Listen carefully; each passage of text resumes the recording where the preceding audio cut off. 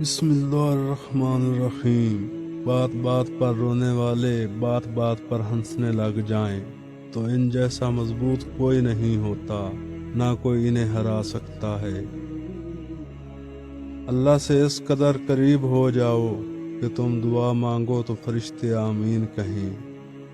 وہ جگہ چھوڑ دو جہاں تمہارے احساس اور تمہارے الفاظ کی قدر نہ ہو، پھر چاہے وہ کسی کا گھر ہو یا کسی کا دل۔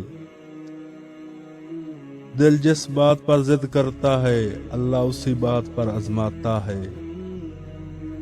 وقت اچھا ہو یا برا گزر ہی جاتا ہے، مگر باتیں اور لوگ ہمیشہ یاد رہتے ہیں۔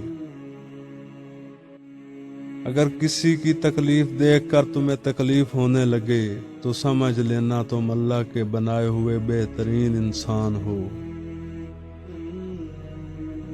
منہ میں زبان تو سبھی رکھتے ہیں، مگر کمال وہ کرتے ہیں جو اسے سنبھال کر رکھتے ہیں۔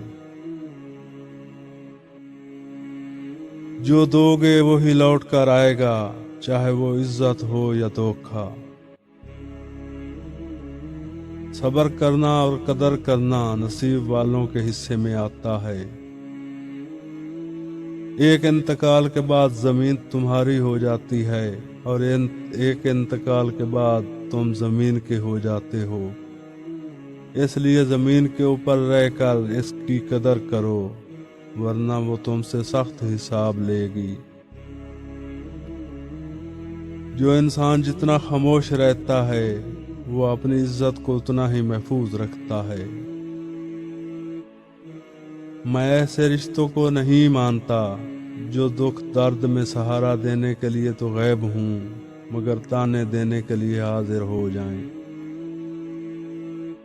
کبھی کبھی تکلیف ایسی ہوتی ہے کہ اللہ کے علاوہ کسی سے بات کرنے کو دل نہیں کرتا۔